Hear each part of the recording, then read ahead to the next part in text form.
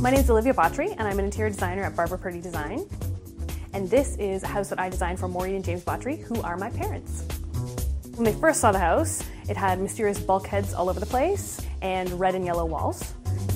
A very bad 80s kitchen, but basically they decided they love a good renovation project, so we were going to gut it and modernize it and make it perfect to suit just the two of them.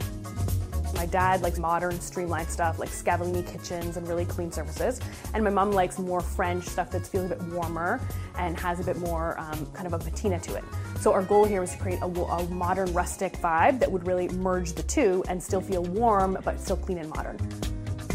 We knew we wanted to add a fireplace because for them, growing up, we always had fireplaces and it was kind of a big focal point of our home. We focused on creating this huge fireplace with a large mirror in order to create more light and widen the space, as it is quite a long, narrow home. And then we added these modern shelving units on either side to create more storage and really beef up the size of the living room. So basically we beefed out our shelving units to make our living room longer and extend the living room further into the dining area. And the goal was to create a symmetrical seating arrangement around the fireplace that would take advantage of the long, linear shape of the room and create as much seating as possible because we have big family gatherings here with grandchildren and my siblings and partners and everybody. The dining room, though, definitely started with the rug.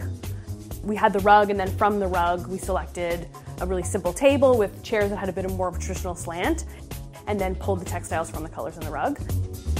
And same with the architectural prints. All that kind of came from that. My family is, I'm going to say mildly, is a nice way of putting it, food obsessed. We do a lot of cooking, so we definitely wanted to create a kitchen where both my parents could cook well together and that would also be open to the rest of the space because everyone always ends up in the kitchen and the cooks want to be included in everything that's happening. So basically we reconfigured where the door to the backyard was in order to create a better galley kitchen so we could extend the run longer to get more counter space. The other thing we wanted to do with the kitchen was integrate all the appliances so that it does feel part of the main living space and it doesn't seem like a kitchen plunked down in the middle of your living space. So all the appliances are behind doors, which was great and really worked out really well. We have lots of people ask where the fridge is, which is quite entertaining. Part of what we did was use the kind of more rustic floor to carry through to get the warmth of the wood floor with the slick modern white kitchen. And then same with the stone backsplash that has more the rustic feeling. We decided to take advantage of the light, which is one of the best things in the kitchen, and keep the shelving open. For people that like to entertain a lot, open shelving can create a really relaxed environment and enable people to help themselves and feel really comfortable in your home.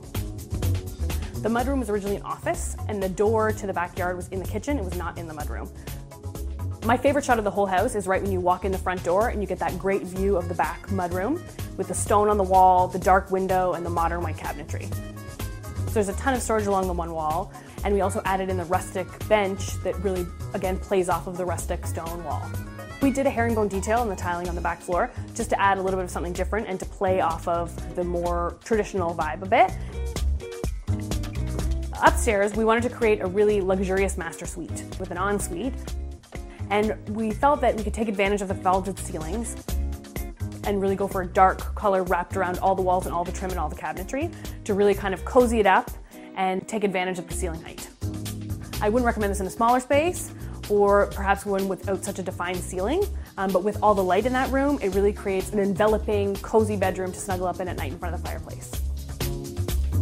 In the end, this project was about working with my parents on a smaller space to create a family-friendly home that would work well for their needs as empty nesters, as well as create a great entertaining space for the whole family.